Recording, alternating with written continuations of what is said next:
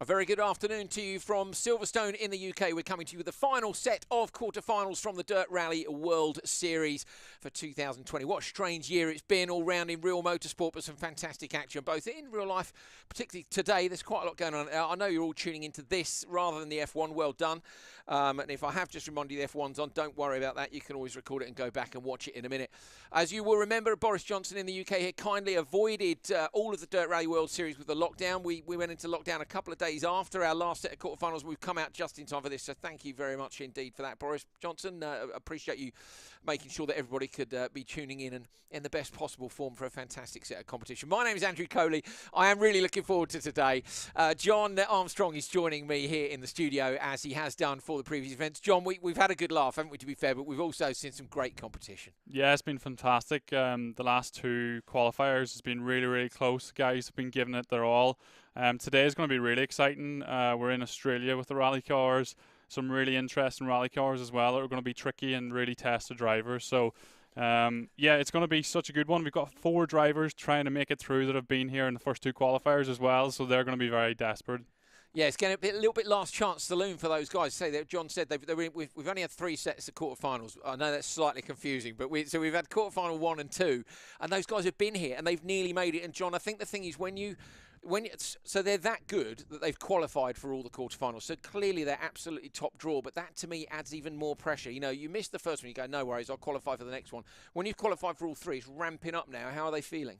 Yeah, that's it. It shows how talented they are that they could do that 3 times in a row to qualify for this. And yeah, they're going to feel a bit nervous. This is their last chance now. They're going to have to put their all into it, make no mistakes, but go absolutely flat out and try to qualify. Well, I mentioned that we've had several sets of quarterfinals already, 2 sets of quarterfinals. This is the last one. So take a look at this, and this is how we've got to the stage we're at now, heading towards the semi-finals coming up next, and then, of course, the finals soon to come. So have a look at this. This is how this works. Off the line and away, we're running. John, that's geared low for me. Front end damage, we think, on this, so potentially an off towards the start of the stage. Look at that guy on the left hand side, he's super stoked where he was, now he's just scratching. There's flat out on the limiter in 5th, coming down that straight. So Giacomini, the difference between the top 2, yeah, that was impressive. Look, okay, so Quinton Del Olmo out on stage, we can expect a decent time here, I'm sure. Brave into there, fully. I was expecting him to break more than that, so I was very committed. Look at that, 0.3 of a second between SDL Quinto and Kazuno Kota. Oh, barrier tap on the way through turn 1. Oh, big sideways, just held on to that. It's actually a lot closer than I thought it was going to be at the end of the stage.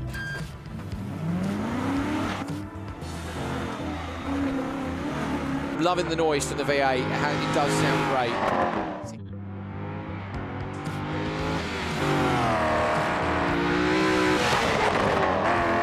Damp conditions, so not raining, but wet road. We're coming up to the junction right now. So this is the barrier tap on the outside for TX3 Razor. Kiki 62 Volkswagen Golf GTI winning the stage.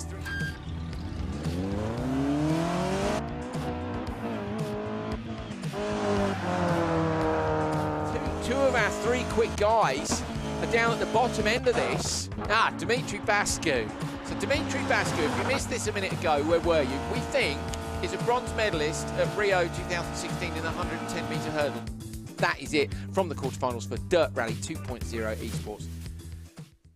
I say that is how it works, and you'll have noticed at the end there that we had an Olympic bronze medalist. We double-checked all that afterwards. It's legit. Olympic bronze medalist, loving it. In fact, Chris Hoy today is racing an RX 150 buggy at Lydden Hill. If you're not aware of who Chris Hoy is, Google him. I think he's one of our most, if not still our most successful Olympic athlete, I think. But yeah, Dimitri Bascu, kudos for that. We enjoyed having an Olympic athlete in the quarterfinals. We've got a list in front of us here of who is in the quarterfinals this time, and of course next up is the semi-finals. So in terms of elimination going through to the final, here's what we're at.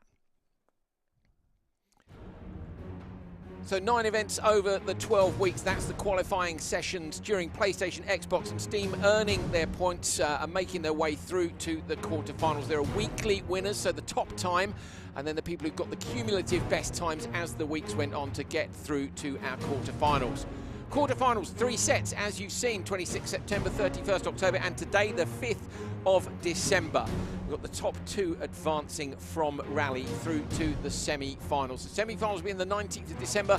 That's just in a couple of weeks' time, and that is before we go through to our grand final. So the grand final next year, where we're going to see our 6 best drivers from Rally, and of course we're going to have our finalists for Rally Cross as well, going through to battle it out for this year's titles. Really looking forward to the final, see who makes it through, and I say a big battle on today. We've been to different locations. Each time we've done this, we've used different cars, and today we're heading down to Australia, down under. So let's take a look at the cars and the tracks for today's quarterfinal. So John, down to Australia. Fantastic graphics as always. I would have quite fancied the recce down to Australia, wouldn't you? You know, it would be a nice little holiday, wouldn't it? It would, wouldn't it? But yeah, Australia's quite a difficult challenge in the game. As you can see, when it's wet, there's a lot of water sitting on top of the surface that makes it really tricky. So one of the cars we're going to be using is the Mini Cooper S. Now, I believe this is the most played car in the game, isn't it? When they got the stats up the other week before the launch of Dirt 5, we were looking at the most played cars, and this is it. It's one of the most iconic cars in rallying, isn't it? Whenever Paddy Hopkirk took this to victory in Monte Carlo, and yeah, people love driving it, beginners and experienced drivers. Now on to the C3 R5, proper bit of machinery. You can really have a lot of fun with this and chuck it around. But C3's just won a title, isn't it? I believe the R5 won a title. Was it ERC? I can't remember. Yes, and it might win a title in the World Championship this weekend too. There we go. See, look at me and John watching Real Motorsport. We were watching WRC. We were very annoyed that WRC, the stage was stopped, unfortunately, because we're a bit busy now. So we'll have to catch up with that later on. On then to a Lancia Stratos. So we've got the full spectrum here, John, with the a classic Mini, a classic Stratos. Couldn't be more different, could they? And the Stratos is going to be a tricky beast, isn't it? I think this is the most diverse we've had in terms of the category of cars spread out. And yeah, the Stratos is really, really difficult to drive. You've got the engine behind you. It's a small cockpit. It's a very low centered of gravity car. And in Australia, you've got sort of this arching on the road, so if you fall either side of that, the car wants to almost suck you into the ditch on the outside. So whenever you come into the corner, you almost have to take like a double apex everywhere to avoid falling off the edge of the middle of the road. So that's something that the players will know. You know, these guys are the best in the business. They'll know that that's what they need to do to be fast. But for amateurs, it can be quite tricky to get your head around that. Yeah, tricky. There's so many different characteristics. I say, if you haven't played Dirt Rally 2.0, you need to go and get amongst it. I've been sessioning it really a lot during lockdown. I've been playing Dirt Rally 2.0 more than my wife cares to appreciate, and I love it. I absolutely love this game, and it's a pleasure to be here commentating on the quarterfinals again. So we are good to go, I think, with our very first stage. We're going on. What are we doing first? Xbox first. Xbox first, but we'll take a look at our entry lists for our various different categories. So let's have a look at this. Here we go. So Steam, PlayStation, Xbox. We're actually going, the order on track will be Xbox, Steam, and then PlayStation. So in the Xbox, look, we've got Andrea Tolasco, Luc Fournier, Paul Bergin, Theo Rochelle, Pierre Vialon, and Vince Bartok. Those guys are going to be up first. Have a look down the list of names there on each of the different categories, and you can see, as John's already mentioned, drivers who we've been talking about in previous weeks. Our Japanese friends look in on PlayStation are going to go over on the left-hand side. On Steam, we've got Daniel Johansson, who's been super close several times. So we've got a lot of drivers here. Quinton Del Olmo in the middle again. There are a lot of drivers here for whom this is last chance saloon. So the last places are up for grabs in the semi-final. And we are going with Xbox first. Who's your money on? It's like, seriously, the list of entries in the middle there again. All 3 of our Japanese drivers were in with Quinton Del Olmo again. Yeah, these guys they're up against it. Yeah, there's so many talented drivers here, and they're all gunning for that position in the semi-final, so they'll just go as flat out as they can. It's so hard to call. I don't know who's going to be the fastest today. It's a totally different event than what we've seen in the past couple of weeks, so yeah, let's see who's the quickest. Well, we are good to go for our first stage. So here we are with the classic Mini Cooper S, and down in Australia. So you just come up into a really technical section off the start line on this stage. You got it like a square right almost here, and into another square left at the top of this hill. And with the little Mini, you're just trying to carry as much speed as you can. but you can get into a bit of trouble doing that because you keep your foot flat on the throttle. It can wash out sometimes when you're not expecting it. You can understeer into something you don't want to hit. Now this stage is mostly a descent, isn't it? But in the name, the name of the stage itself is it's a descent. It's Noorinbee Ridge Descent. I have no idea how to say that in Australian, but that will be to the advantage of a small engine car like the Mini. The start there you can hear, really hard to know when to go up a gear because you can sit on the limiter and you go up a gear and it doesn't feel like it's pulling. Yeah, but that's it. Any extra miles an hour are extra tenths of a second. That's it, and all these guys, of course, have got their own custom setup, so they will have tuned the gears to their own preference for this. But as you said, currently they're climbing uphill, and then towards the end of the stage, they can start going downhill, and it gets really, really fast and committed. Over the junction, that's one that can catch you out, I know, and then there's a tightening section of corners here. Bank on one side, trees on the other. Again, if you commit too much to this, you run into the bank on the outside. Just a couple of people running into the bank on the outside in real life during WRC. World Championship for rallying being decided right now down in Italy.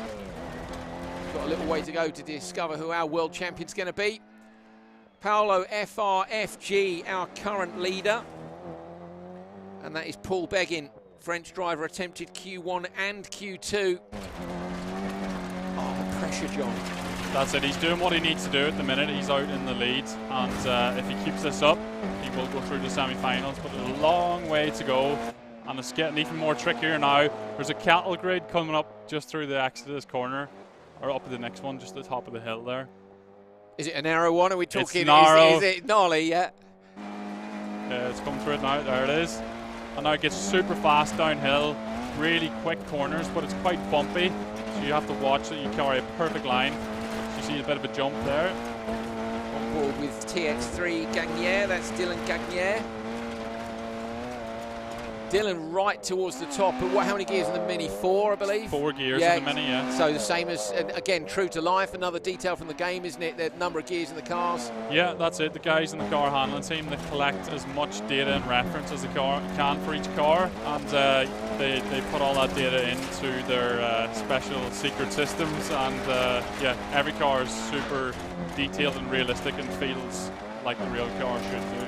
On to the tarmac section now. Looking on the left-hand side of the screen, we've got a fair degree of separation here between them. Maybe a mistake from a couple of drivers at the back there, John. They've just fallen away.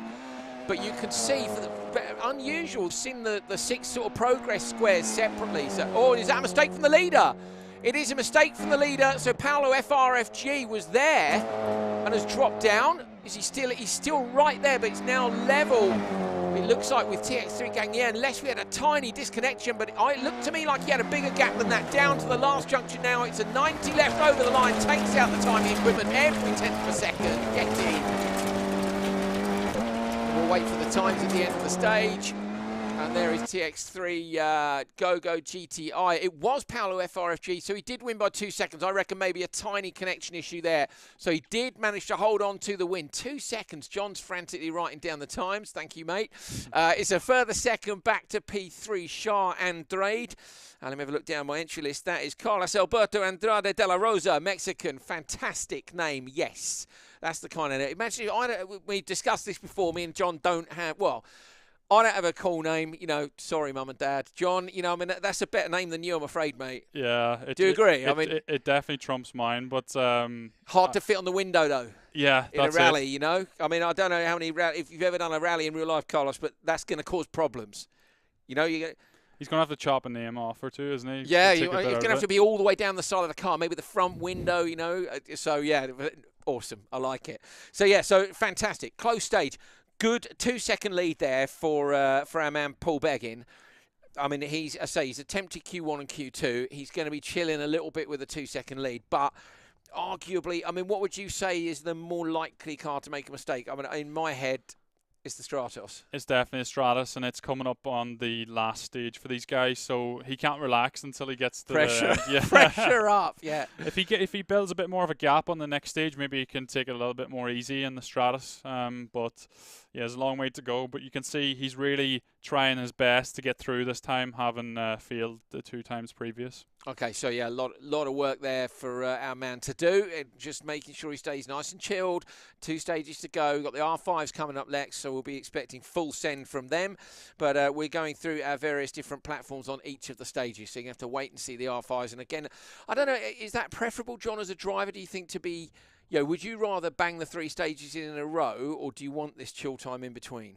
Depends where you are and what platform, because if you're, say, on a platform that's not first in each category of car, you can watch the stream, you can see what the guys are doing, what lines they're taking, and what sort of times they're doing as well, what you have to aim for, and that might give you a bit of confidence, because you'll know what you've been able to do in practice on this stage. So if you see that Xbox are doing a 317, you know you can easily do a 314. And you're like, oh, okay, maybe it's not going to be too bad, but then what's everyone else going to do? I was going to say, yeah, you don't know what everyone's going to do on your platform, do you? If you're thinking, okay, I've got Xbox.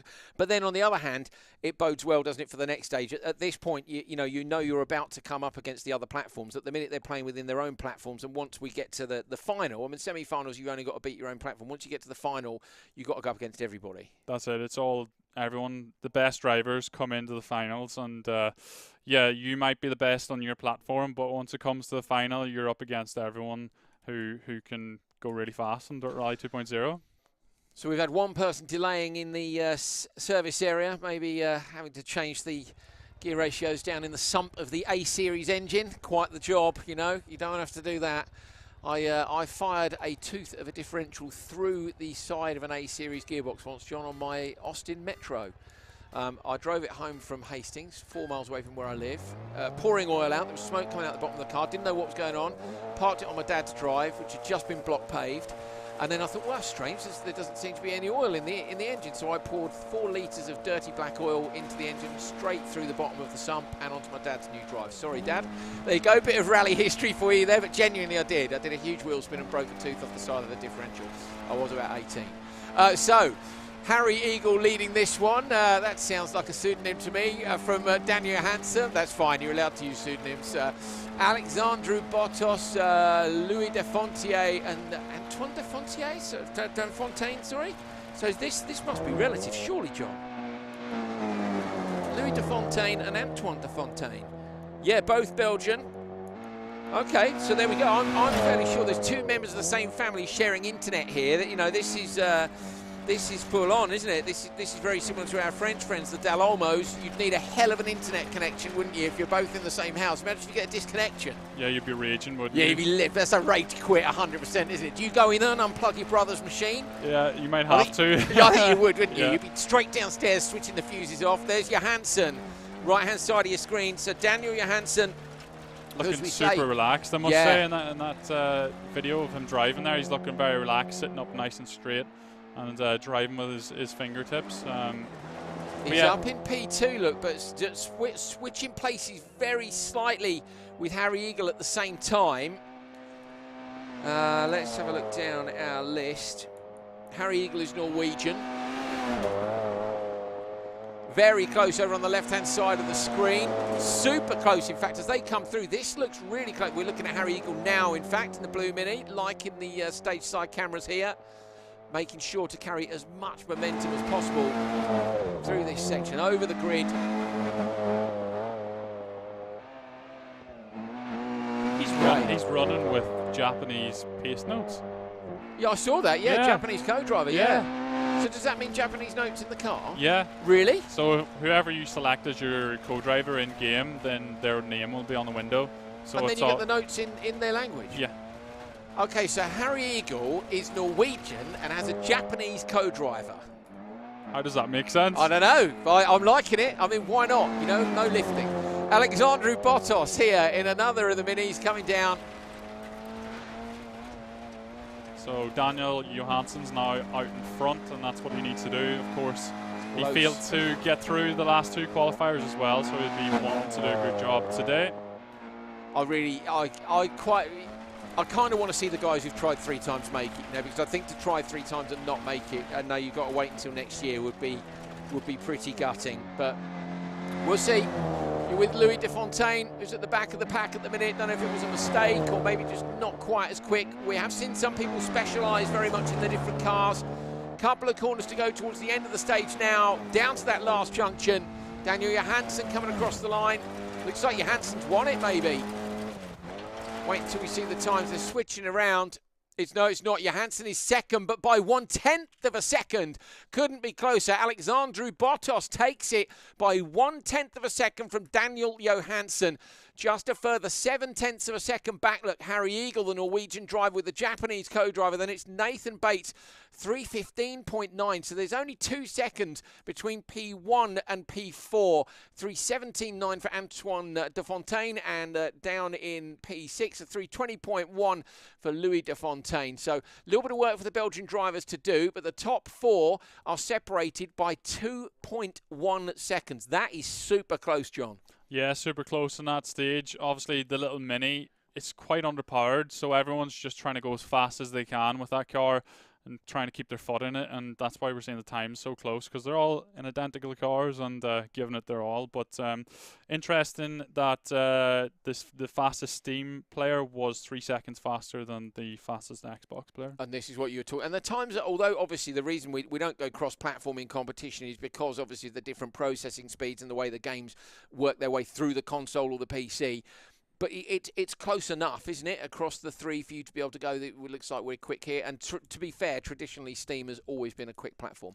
Yeah, that's it. You know, you might notice some small differences between each platform, but in general terms, they're all pretty much the same. You know, some of the drivers may say otherwise, that one platform's faster than the other, but yeah, it doesn't really matter at this stage. And of course, once they go to the final, they'll all be on the same platform anyway. Yeah, okay, so going to be super close. John knows, you know, in case you didn't realise, Codemasters development driver. He's got an official. What's the official title? I'm games designer is my official title at the moment. What would you, if you could choose your own title, what would it be? Yeah, anything you want. It could be ridiculous. It's fine. Oh. Legend. I mean.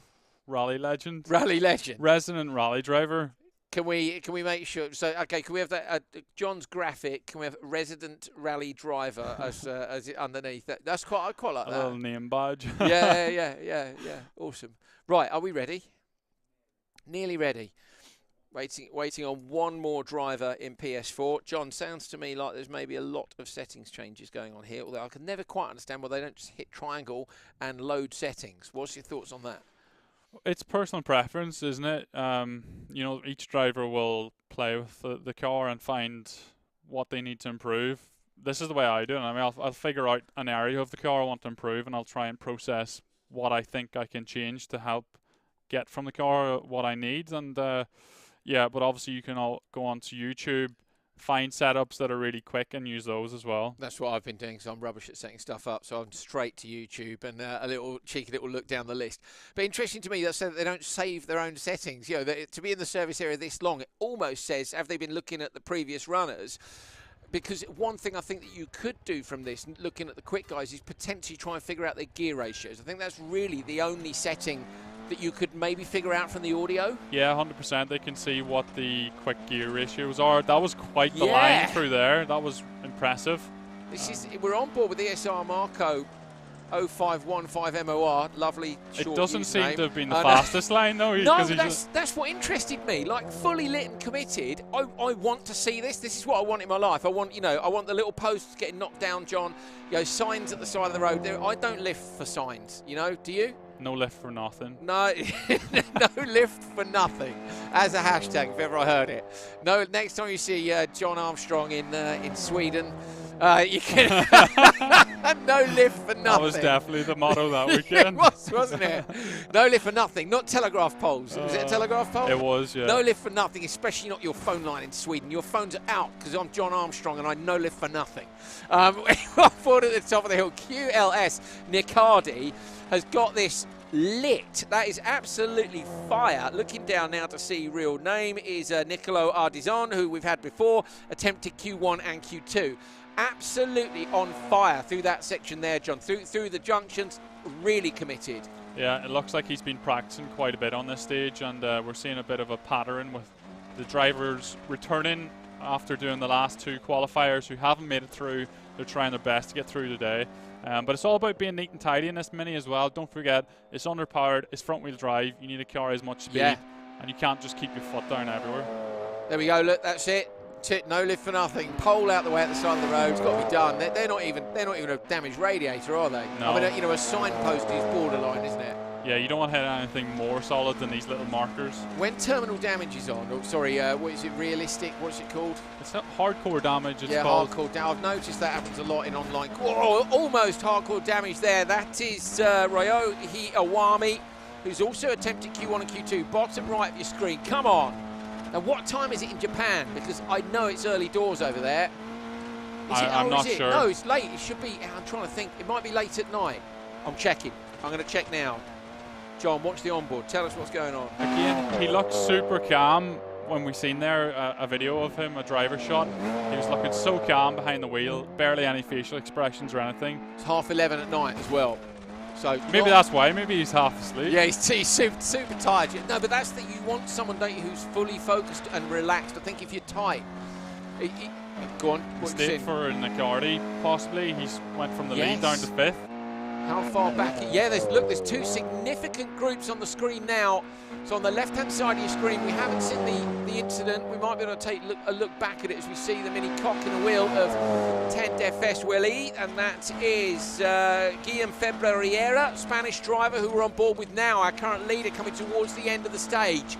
Let's see if we can get right down to the finish line. It's a crest right, isn't it? And then a 90 left junction at the bottom here. Stays off the throttle for a long time. Here we go, final corner in, big cut over the grass, keep it lit, buries it up the outside. Did he lose out at the very last corner there? On board with Nicardi, up and over. Oh, and then this is our man who took the big cut at the start of the stage. Oh, and again, there's a lot of damage here. Look at that, the front end's gone. Just one solitary spotlight leading the way for the no, what was it, no lift for nothing. He's knocking down bollards left, right and centre. 315.4, look at the difference, 7/10 as well. of a second. Who disconnected? Oh, no way, denied. So BSR, just looking down, that is BSR Andriatana. That is Rakatanivo Andriatana Mathieu, who is listed as Omani, but I believe he's listed as Omani because they don't have the flag for Madagascar. We had this last year, and we'll have to have a word, won't we, again? There's another flag needs to go in the game, John. Yeah, we maybe have to just add every flag. We're working on it, aren't we? We're working on it. Well, there's so many, isn't there? Yeah, there's a lot of places, you know. If you go to one country, they've got like 10 flags. I can't remember who it was last year, but we started a campaign to get the flag in, and I know it's in, isn't it? Because they were in this year with the flag. Can you remember? We did add one in for. It probably was the Esports final last year. I can't remember who it was. Yeah, but it was definitely in the stream last year. We had a flag that wasn't in. I can't remember. Message me if it was you with the flag, and we'll shout you out about it. You can get us on social media as normal. Great stuff. Super close. That was very dramatic. Mistakes, though, a lot of too. mistakes in there, and it is hard for us to follow everything because we're only following one car at a time. Sure. Same in real life when they're covering rallying on the TV. You know, today if you're watching WLC, it's unusual to see two crashes live. So often crashes are replayed in from a replay machine. But if you catch them on board, we used to get it sometimes on IRC Rally as well. It's exciting. It can be a bit nerve-wracking because obviously you want to know the crew's okay. We haven't got that issue here, which is why you can get fully committed on Dirt Rally, which is a good thing. No lift for nothing. But yeah, we're talking about no lifting. To be fair, I felt that following those players, it was the most commitment we'd seen from the three platforms. What was the time like? Do you know what? I forgot to get it. That's the first time. He's fired. Maybe the guys back there have the time. Anyone overhead? Someone feed us the time. Someone feed us the winning time from PS4 if they can. We're trying to find it now. John's looking down in disgust at himself. Look at his. I'm not happy. I'll just come back to me and I'll just.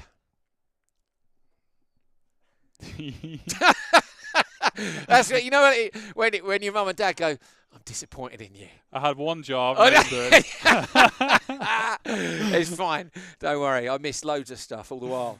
Okay. So yeah, but fully committed, regardless of the time. You know what I mean about the commitment. And we're not sure whether that's necessarily translated for two people. It definitely hasn't translated into a good time. But it doesn't always translate to the better times. Well, that's it. And, you need to give it your all because there's only one shot here today to get through. And these guys will know that they can go 99% and not like go over the limit. They know they're probably not going to crash, there's certain areas in every stage that you can risk the biscuit a little bit. You've got take to, a you've chance, got to risk it for a biscuit. but you know it's maybe only 50-50 that you're going to get away with it, and it's if you want to take that risk or not.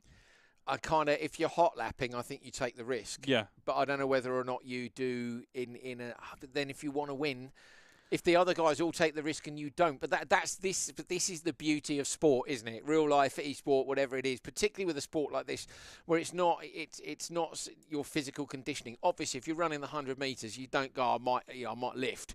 There's no lifting for Usain Bolt. But we need Dimitri on, don't we? Really, he can talk to us in Olympic terms about it. But yeah, you know, it's what's your approach compared to the others. We're going to see the approach now of the Xbox players in the R5, yes, to this. Whoever's chosen the white livery, the test livery. Spanking brand new. Yeah, that's a brand new test car. No number plate or anything. No, exactly. It's got, you know, the red mud flaps and everything. Who are we on board with? It's TX3 Owen, which is Owen Granjou Papandet. Yeah, there we go. French driver. Fitting then in a Citroen R5. Now, John, these cars have actually recently been renamed, haven't they? It's kind of confusing if you've been into rallying for ages. But it makes sense what they're trying to do. You know, your quickest cars are Rally 1, and then you come down Rally 2, Rally 3. Big commitment on the straight line through there. Almost hits the side and loses time. Big dent in the bonnet as well. And that brand new Citroen C3 R5 is no longer looking No, he's like, it was a brand new car. You had one job. It's his first stage. You know, the team said keep it clean. No, he takes the fence out. Everybody's got it lit today. This is what we want to see. It is, though, isn't it? It really, let's be honest, it really is. You know, I want to see people on the limit. Okay, so this is TX3 Gogo GTI, which is Johan Pritchard. Some tricky corners here. A bounce off the fence again. John, you can sometimes. The fences are pretty good at collapsing, as we see Gagnier in the bottom of your screen. TX3 Gagnier. The fences are pretty good at giving way. Dylan here on a big push. You can obviously rub up against them a little bit on the fence, but you don't want to hit them too hard or it will break and you will get sucked into it and stop. He's waiting for the limiter in every gear before changing up, which is strange to me. Maybe that was now. A quick change, that one. Yeah, that was better. A few jumps coming up here. See if the guys can get through it. It's a double jump, which actually is quite tricky because the car is on the rebound when you're hitting the other jump. Yeah. And it's well, I now know I've never been committed enough through that section because I've never hit it like that, but that was really good. And still P3, but it is close between. It's hard to see where P3 is. Looks to me like Paolo FRFG is right on the pace again. Had a 2-second lead coming into this from the Mini. Remember, top 2 go through from each platform to the semi-finals in 2 weeks' time. He's doing a perfect job to get through at the minute. I think it's worth noting that TX3 is obviously an esports team, and these 3 guys probably been working with each other all week, sharing setups and sharing times to improve each other. So that's what you really want to do. You want friends in the community, or really quick friends that can help you get faster. And these 3 guys are in the one race on an esports event. So it's impressive, isn't it, from the team? You'd love to see one of the 3 get through at least, wouldn't you? But unfortunately, it seems like they haven't done the best of jobs. They're 3, 4, and 5th. Not quite. But you don't know yet. We've still got the Stratos to come. Maybe they've got the Demon set up. There we go. This one tightens, and that is really nicely done. Paolo, FRFG, absolutely flying here. I seem to remember he had an accident on qualifier 1. Oh, he's dropped it off the side of the road! Just as John says that, drops the rear left wheel just off the side of the road, holds on. Oh, misses the bridge on the left-hand side. John got to settle himself now. He's coming round towards the finish line. That was as close as can be. Coming down to take the finish now. He nearly got the commentator's curse, but he's just held on. Is it going to be enough for the win? It is, but it's super close between them. My goodness me. What was the difference? 0.4 of a second. I reckon he'd have won that by another second if he hadn't dropped a wheel off there. Char Andrade. Can you remember, was Char Andrade in P2 after the first one? Did we note the time? Who was in P2? I can't remember. I didn't. I only took the fastest. No, that's cool. That's cool. So Char Andrade in second place, looking down to see. Oh, that's our Mexican friend again. Carlos Alberto Andrade de la Rosa is in P2. So, but at the minute, it's Paul Beggin, who's been trying so hard. I say he was in Q1 and Q2 in terms of the quarterfinals. Oh, he's trying hard this time. The other guys, what have we got? We're 2 seconds back and a few seconds back. So it's super close at the top on that one between those two. But at the minute, with a 2-second lead last time and then another, what was the gap there? 4/10 was it ish between the top two? Something like that, yeah. So Paul Beggin is going into the last stage here with a 2.5-second lead roughly.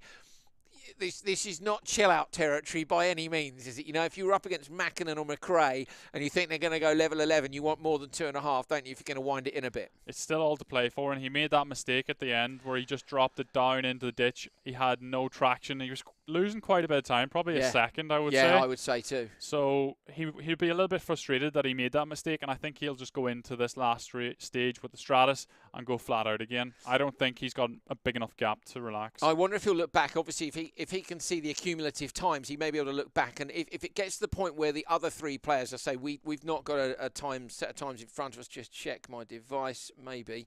Oh, 3:15.4 was the time for PS4 from the first stage. What was the time of the other guys? That was in between Steam time and the Xbox. Okay, so PlayStation was mega committed, but as it goes, the times at the top are super close. So so Paul Beggin would like to look at the different times of his competitors within his Xbox category and go, okay, I'm only 2.5 ahead of Carlos. It doesn't matter because I'm 9 seconds down the road. Then you can chill, can't you? Because you can say, look, these guys are far enough back from me. But if they're not, if they're all within 3 or 4 seconds, I don't know, man. Going into that last stage, the pressure's on again, isn't it? I think he's just going to go flat out because don't forget, he has to manually work this out himself as well. He won't know exactly the gap that he's got. And if he's going into this last stage and he takes a little bit easy at the start and he sees 2 seconds up in that, plus 2 seconds to his nearest rival, he's going to get a bit sweaty from there on. You know, you don't want to rest too much. You want to keep going a nice tempo. It's another argument, isn't it, for having somebody watching the stream, as we've said about Rallycross Forever and a real life spot, that making a note and going to, you've got a gap of X amount. Because I'm guessing if they're doing these as 3 individual stages, they're not getting a leaderboard, are they, in between? So they're not necessarily going to know exactly where they are as we move on to Steam.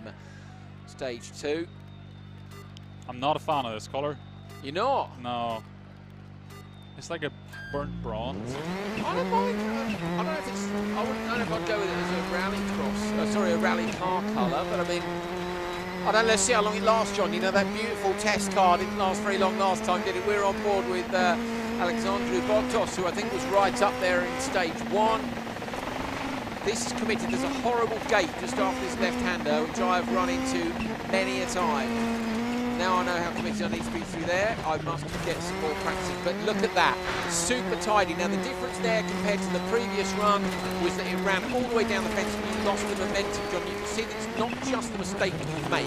It's the momentum that you lose for the section afterwards. Yeah, that's it. You're going to lose all the momentum up the next straight.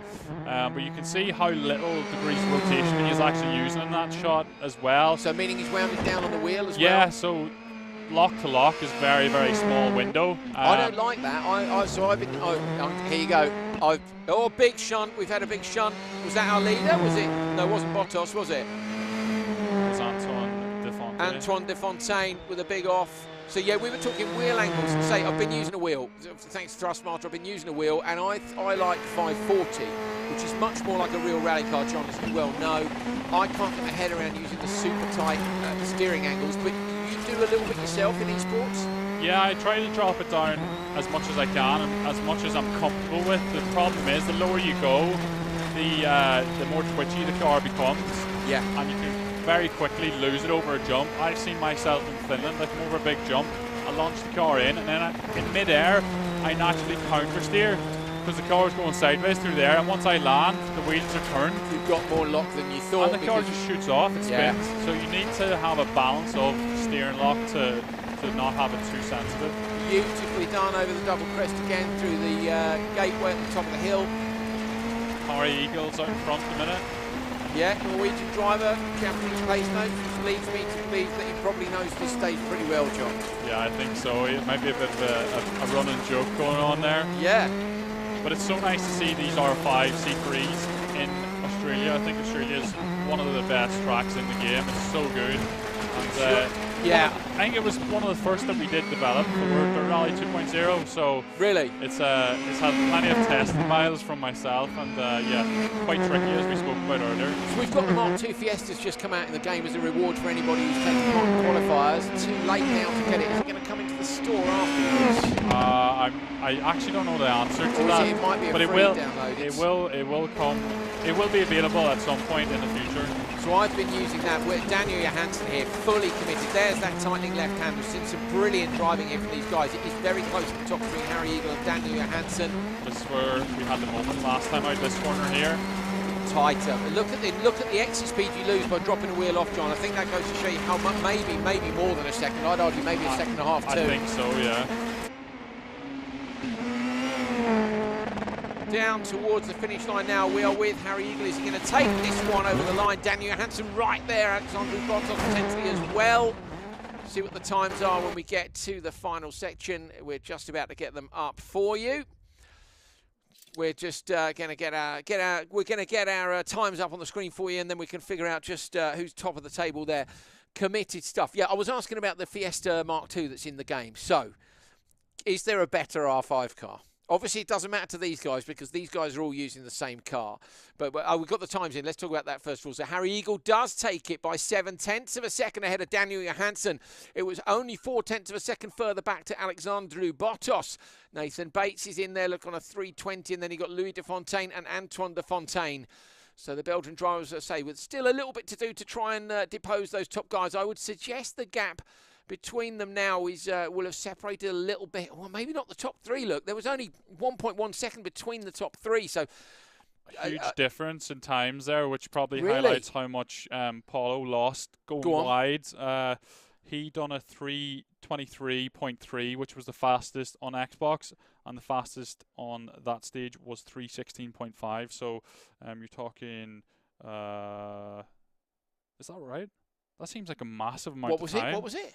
3:23 was the fastest Xbox, and 3:16.5 was the fastest on the Steam race. Doesn't seem... Well, let's get someone to check that. That's a massive gap. Someone check that and send us something on the device, really, about what the top times were across the two platforms. If they were, that may indicate that we've got some seriously quick drivers or people in Steam. Steam was looking fast last time, but that was a lot. But don't forget as well, the difference wouldn't be so much if Paul Beggin hadn't made a mistake. It may be that Paul is on that pace, so he made a mistake on the stage as well. We had a tiny little technical issue at the end of the stage there, and that was actually because the feed coming to us, John, is via VR for that player.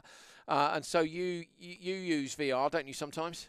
Yeah, that's really interesting because we did see a bit of a discussion on Twitter this week about using VR in the finals of the World Series. So it's definitely, VR is a way that you can immerse yourself in the game even more. I like it. I've tried it. I play PS4 at home. I played the original Dirt Rally with VR, and for me, it's the ability, particularly if you nearly drop it, or if there's a corner which you come into. There's a couple of the sections in New Zealand. You'll know the one in a minute. It's a one left, and you come into it from a two right, and it's two right into one left. There's a big Scandi flick in the middle of it, and the car is facing not the direction of travel, and that's where VR is really useful. Yeah, 100%. It's being able to look to your apex, and once you go sideways, you can look out the side window as well and follow the road. That's the key. You can always follow the road. Yeah. And whereas you get too lit and you're too sideways, and I'm like, and I don't know whether I'm going to pull it back or not. You don't know, do you, until you see the bonnet come back to it, and you're like, yes, held it, or no, binned it. Yeah, that's it. And if you can always follow the road with your eyes, then that's naturally where you're going to go. Yeah. Here we go then on to our PS4 drivers on the stage in the Citroen C3R5. Off the line now. There's the run up over the grid into the crest section here, and this is super fast through here. Long time on the limiter just coming through. Sometimes you do hold on to a gear, John, to give the car some stability. Yeah, that's it. Sometimes you just don't have the ability to take your hand off the wheel if you're using a shifter as well. So most of the guys, I would say, are using paddle shift on their steering wheels because that is quicker. If you have to take a hand off the wheel, that's going to take you a longer time. You see this guy's just struggling a little bit through there again on this bumpy section. Up on two wheels, over the crest, coming up to the square left now. Need to be neat and tidy onto the tarmac. And you see that I would be really pleased with that because I'm not at this level, but you can see the difference with respect between that and the driver we saw from the previous. It was perfect, and unfortunately at this level, probably perfect is the only thing that's going to be good enough to win. Yeah, that's it. You have to carry as much speed as you can at all times, and Anything less than that, you're going to be dropping tenths or seconds on every corner. So you need to be absolutely flat out. This is our leader, BSR Andrea Tiana, and that is Rakatanivo Andrea Tiana Mathieu, who got disconnected on the first stage. Yeah. Oh, that's a shocker, isn't it? Yeah. Because you know it's game over. It's just like having a mechanical fault in real life. Of course, it happens, but I just, you feel a bit for him. You know, it wouldn't have mattered if he'd been disconnected from an esports event with his mates this week, or even a league this week. But when you come to a big, let's call it a high-ticket event like this, one which you really want. I imagine people really want this on their CV as an esports driver. 100%. If you can win a World Series as an esports driver, then you're the best at that game. And considering the amount of people who are able to get their hands on a game and play it compared to real life, true, really it's true. a big achievement. Some people like John Armstrong have won a world championship in real life and then go and compete in real life at world championship level. You know, we don't want to big him up too much. You know, he makes mistakes, like forgetting to write times down and stuff, but it's all good. He's a bit of remember, legend, resident rally driver. That's quite the title. I'll definitely take it. I'm calling it, mate. I'll call it for you. Don't be modest. In all seriousness, he's a very, very good real life rally driver. Tell us about this, John. So just coming up now over these quite fast sections, but it's quite easy to make a mistake and hit that banking on the outside, and now the banking gets taller again. That's part of the thing, is width of road. Again, I've learned from, you know, hitting stages again and again and again. There are places where you learn there are some big cuts. There's a couple in Germany which definitely make a big difference to your stage time. Not so much on the loose, I think.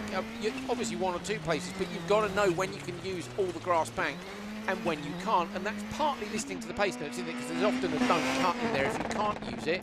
But when you've got the varying heights of the bank on the left and the right, you've really got to know the stages if you're going to go to the limit. Yeah, 100%. Like these guys, obviously, we said it time and time again, they practice and practice to learn every line that they can take until they've got the perfect time. So they've got no problem knowing where they can cut and don't cut. Super close at the finish, straight into the timing kit. What's quickest at the timing kit? Crossing the line, hitting it, or do you need to go to, does it slow you down if you hit it, or when you hit it, does that trigger I've seen it? the guys hitting it quite a lot, so we're thinking it triggers it either way. Yeah, it definitely does, but does it trigger quicker than going over the line? That's what I mean, you know, if you cross the beam, is it faster or not? I mean, well, look, either way, it's a 2-second win for BSR Andrea Tiana. Then we've got SHZ Ranovka. Let me have a look and see who that is. That's Ryohei Iwami, who we saw the on-board with, well, the picture-in-picture of earlier on. And in P3, QLS Nicardi. Now, that's another one of our key players. I know that's Nicolo Ardizon. Nicolo Ardizon, who is attempted Q1 and Q2, so another driver who's really keen. Now, I don't know whether we're going to be able to get accumulative times before we go into this final stage. We've got one stage to come, John, and it is we're on to rear-wheel drive, you know, old school business. Stratos, mega noise, crazy piece of kit. Don't know if I want to rally one. I mean, I'd like to own one. I don't want to chuck one off in the trees. You know what's crazy is playing the game in VR and driving the Stratos. Really? If you don't like tight spaces, that you're not going to like that. Really? It's so weird, but it's obviously what it's like driving that car in real life. Yeah. You know, there's literally no room. That fascinates me, and I think it's another point, and another hats off to Codemasters, is the detail in the game. I love it when you jump in a car. I use the bonnet camera, but I sometimes scroll through to have a look at the detail in the car, and I love seeing the different details in the different cars. That's a lot of work, isn't it? It's crazy, the detail that the car artists put into the game.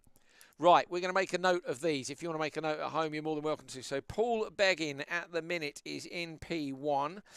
In P2 is Carlos Alberto Andrade de la Rosa, with the coolest name in the game for me. He's in P2. Dylan Gagnier is in P3. Now, those guys were, what have we got? We've got first, second, third. I wonder if they're there. Yeah, so they won each of the 3 weeks during qualifying. At the minute, it's plus 3.4. I am writing this down as I'm speaking, and then it's plus 4.4. So there's only a second between Dylan and Carlos. So I'm thinking there. I'm assuming that's cumulative down the right-hand side, isn't it? Yeah, it is. So there's only a second between Dylan and Carlos, P2 and P3. For me, John, Paul can't relax necessarily, but he can relax more than Dylan and Carlos. Look, you've got to go. This is full send for them. Yeah, you know, Dylan on third there, he's 4.4 behind. He can still win this if he just pushes a little bit. He's got a second up to second place. That's the thing, is he's only got to beat Carlos. Yeah, so it's all to play for. And obviously in first place, 3 seconds. It's more than what we thought it was, but you still can't take it easy. You can't help feeling a little bit for Paul with the tiny mistake he made on the previous one, because I think he'd be coming in here with a lead of what, probably another 2 seconds. We could be looking at 5.5. And the difference then, and we're away now in Xbox, so this is the last run for these guys. Not only is it Stratos, John, it's in the dark. Yeah, that's it. The guys will want to avoid hitting trackside objects as much as they can in this one, because they could lose their lights and obviously not be able to see where you're going then. So been there, done that. And once you lose the pod, it is misery, isn't it, if you lose the lamp pod? Seen a lovely shot of the moon there as well. You could just see it up in the night sky. This is how beautiful this game is. I'll be honest, this is your best camera angle. This is our driver, Pritchard. That's the surname. It's Johan Pritchard. This is TX3 GoGo GTI, leaning forward out of the seat. Watch just that bottom right picture just for a moment. You can see how a driver responds here, whether they're doing a Panizzi and a Delacour, you know, rocking back and forward in the seat, or whether they're chilled. He seems to be using one hand only. Is he using a H pattern gearbox? Well, if he's true to period, then yes, John. But it's obviously slower, but that's why I'm so shocked. Like it, but he should get an extra. We should knock a few seconds off. If he's using it H-pad, is he really? He can't be using that. Oh, we go. He's using a shifter. Okay, cool. He's constantly changing gear. He never puts his right hand onto the steering wheel.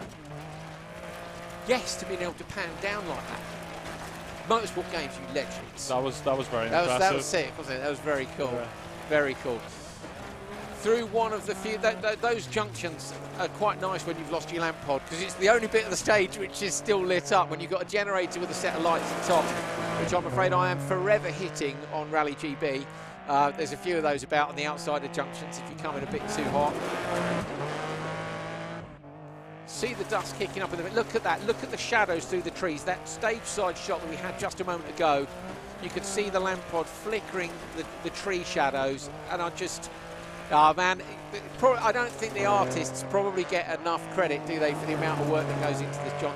Well, everybody, so I've been to Cody's, there's so many people that work on this game. When you get into the detail of the cockpits, the cars, the road surfaces, the way they're handled, guys like yourself and the handling team dealing with that, people with the audio team, the visual team, you know, recording engines, recording voices, pace notes. There are so many people involved in this game. It's so hard to make. And when people are saying, oh, I wish we could change this, I wish we could change that, it's not an easy job. It is mind-blowing, and I was certainly taken back whenever I went into the studio for the first time to start working. The amount of people it takes to build this game and make it as pretty as what they can. Yeah. And in the time frame that they have, it's actually mind-blowing the work that they can do in a short space of time. You know, full credit to everyone who works in the studio, makes a beautiful rally game. And, yeah, absolutely. Well done, guys. Well done. It's so good to see. Interestingly, Dylan is in the lead, and second place Carlos is bouncing off fourth and fifth place there. So Paulo FRFG is in third place. Now, will he have his progress bar on the screen? Because sometimes people don't like to see it. Sometimes you need to see it. There's a couple of big cuts through this section. He's got to make up some time. So TX3 Gagnier. He's booking his place. Dylan, yeah, he's working to get in here, isn't he? Well, Dylan was in P2, so he was in P3, was a second off. And yeah, the guy was in, and it's Carlos who was in P2. Who's in P2 now. Is Paul Beggin going to lose out on the last stage? How close is it between them? I'm trying desperately to see on the left-hand side of the screen. We're in the final sector now. So Paul Beggin will want to see if he can gain on those guys. We're on with TX30 in now. It's the top three who this is between. And this could turn everything on its head as they come down to the end of the stage. We've got at least three. That's super close between them. I reckon Paul's done enough. So Paul Beggin finishes 351.7. He has. So he's less. He's 1.8 off the leader, I think. Is that my rubbish maths, or am I right? No, or is it 2? Yeah, it's 2.2. He's 2, but he had a lead of 3.4. So Paul has done it. He wins, doesn't he, and goes through. What about P2, John? Are we going to do the maths here live? So Dylan, TX3 Gardnier, is that how you pronounce it? Yes. Yeah, so he's just went fastest. But he's only, how much faster is it? Is it 1.3? It is, so it should be enough because he was only 1 second back. Yeah. So we think Dylan Gagnier has possibly nicked it off Carlos Alberto Andrade de la Rosa at the last stage by 0.3 of a second. We think, but I think it might be more than that. I'm known for bad maths. John and me, we've done some bad maths last time, didn't we? I'm pretty confident in this one, but yeah, let's get official hashtag bad maths. Official let us know. results. If this is totally wrong, rip us on social media. Go for it. It's fine. Roast us. It's fine. You try adding it up. No, honestly, it's not that easy. It's not that easy. Right. Okay, that is Xbox done. Put a line through that. We're moving on to Steam in a moment. We're going to get at the last one. We're ready? Steam times. Let's take a look at the Steam times. This is how we stand. Pen at the ready, John Armstrong. Hot diggity tight. Dog. That is. No, I was just looking at that as well, mate. It's not.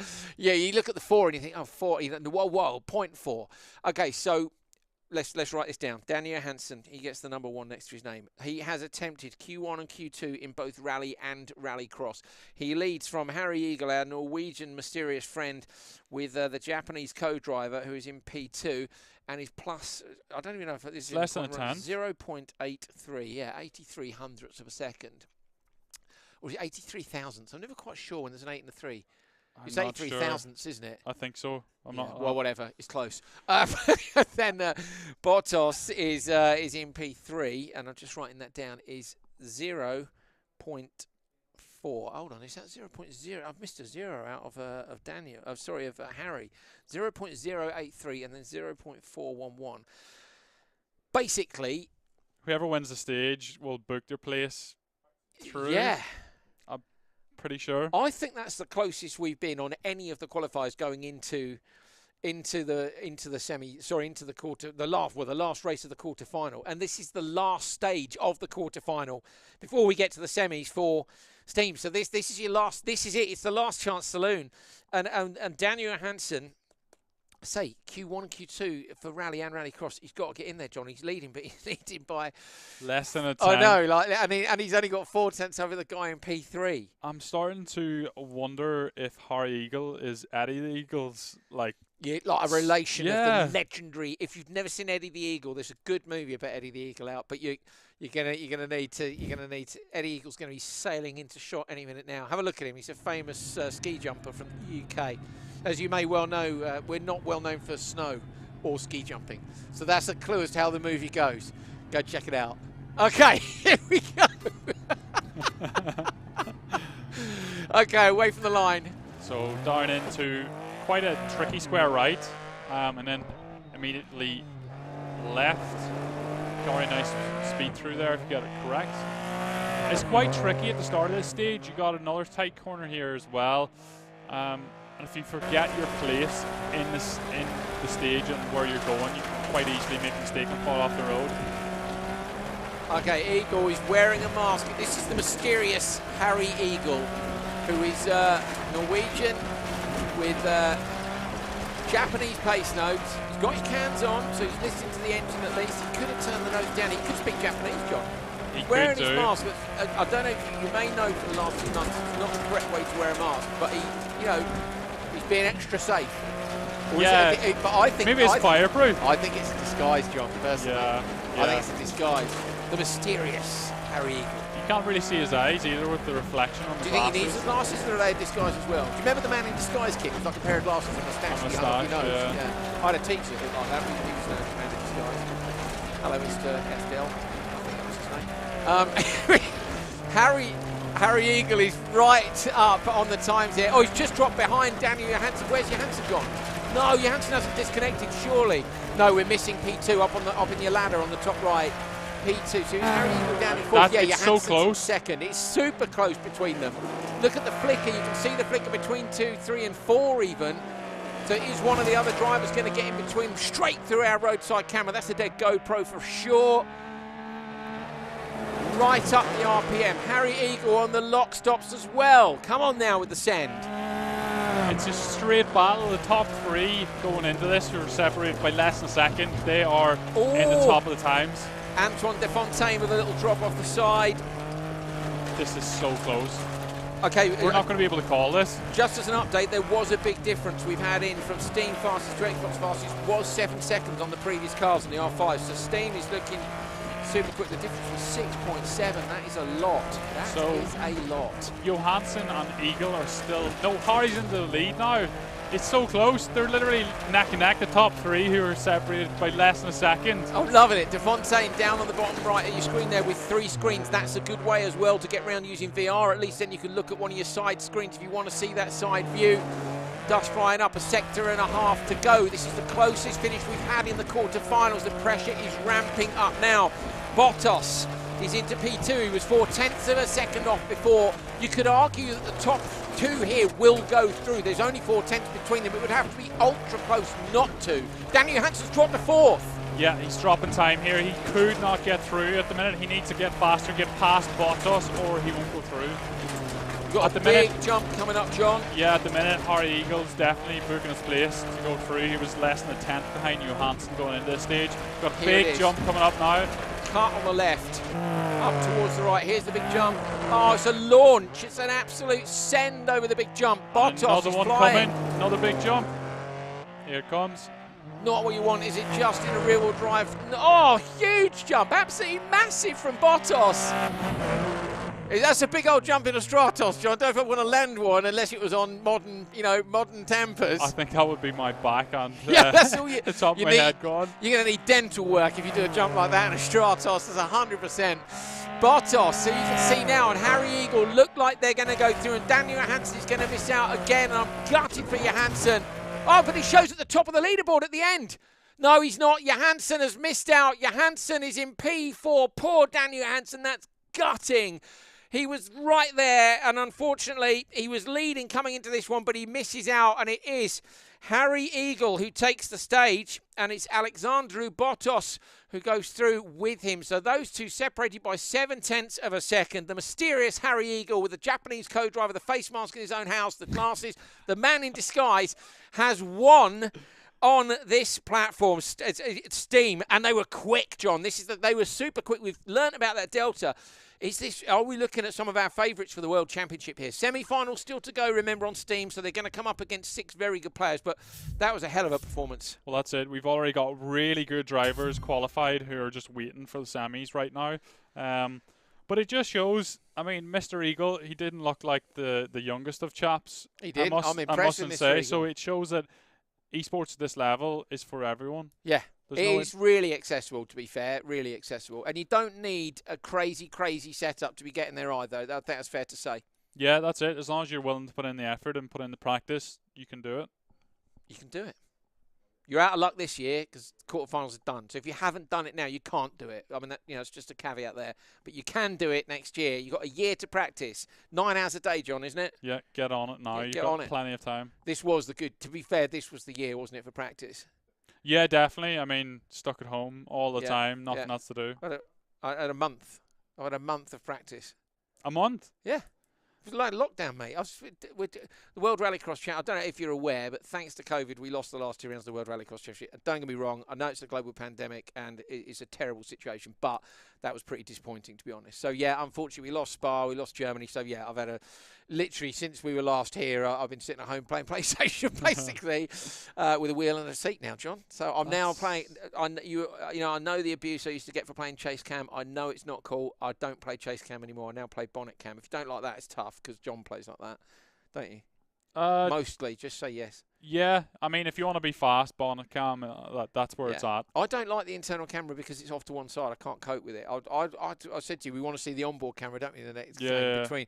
I don't know whether or not it would work. I think you'd be too far back in the rotation of the car. I think it would feel weird. Yeah, or a roof cam maybe. That would be rad.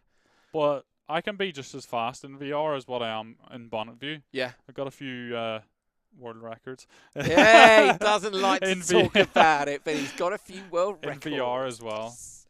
We get it. We've been discussing different leaderboards. We've been discussing formats. We've been seeing your feedback. It's all going back. Everybody's talking about, can we change this up? Can we improve things in the future? And everybody is up for your feedback. Send your feedback in. You might not always like the way it's going. We can't always do everybody's suggestions, but the feedback is noted. I saw some of it on Twitter the other day. It's good to hear people's thoughts. And we were saying we want to see some leaderboards for VR or leaderboards for, first time through a stage. Love to see some of that stuff. So we'll see. Right, here we go. These are the times as we go into this. This is PlayStation. position.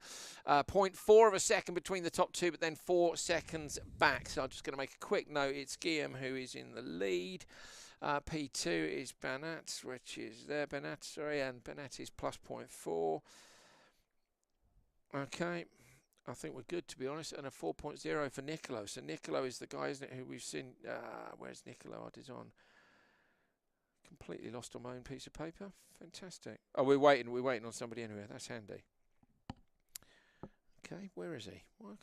There he is. He's at the top of the table. That's why. My table, that is. He's plus 4. So it's definitely between the top three, John, because it's too far back for P3, unless those guys chuck it off the road, and I can't see them doing that.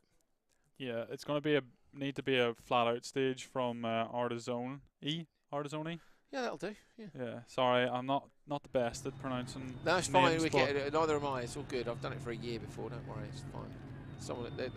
I like it when I get a message on social media saying how to do it. Send me a voice note on Instagram if we say your name wrong.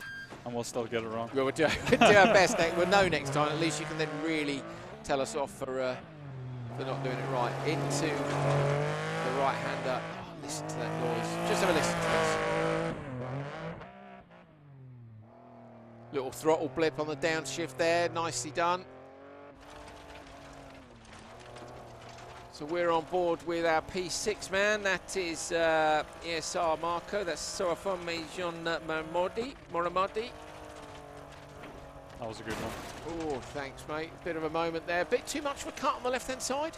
Yeah, you do need to be careful where you place the car. And see, he clipped that, and what that done was pull the front end, rotates the car too much. So you have to be careful where you hit it. Ideally, smack bang in the middle. That's what I was asking about. Is hardcore damage? If you hit a signpost in hardcore damage, is that like a retirement or not? Because I mowed down a bunch of stuff at the side of the stage. It depends, but if you hit something fairly, fast, 50, 60 miles per hour with the front end, that's probably going to be you retired, terminal damage. Yeah. I had a terminal damage this week with broken suspension. I was very disappointed because I was doing okay actually on that one, but there you go. So, BSR Andrea Tiana is dropping down a little bit. It's great to see the guys working at the wheel this week and seeing more shots of them driving. That is Aridia, which is Bernat Mancisidor. There we are, Bernat Mancisidor Ariadja. Spanish driver, who is currently in P2, 0.4 of a second off. Where is he though on the leaderboard at the minute? Casero 46, he's in P4. Depends where the other guys are, doesn't it? So we've got 10 TFS. Willie is our leader at the moment, who's in P2. And actually you can not ignore, but SHZ Ranovka, Ryohei Iwami, who's leading at the minute, is not in the fight, is he? He was about 15 seconds off, John. So yeah, P3, it's Nicolo Artisone who we need to see where he is, and he's not showing on the leaderboard. So it's Artisone, he must be in P2. So Nicolo Artisone is in P2, and could here was 4 seconds off. So Nicolo Artisone here, is he going to pull a fast one? The Italian driver, is he going to do an Italian job on this last stage and steal a place in the semi-finals? Come on, full send, big push now. There's a little bit of separation down the left-hand side, John, in terms of pace. So we're seeing a spread of times here.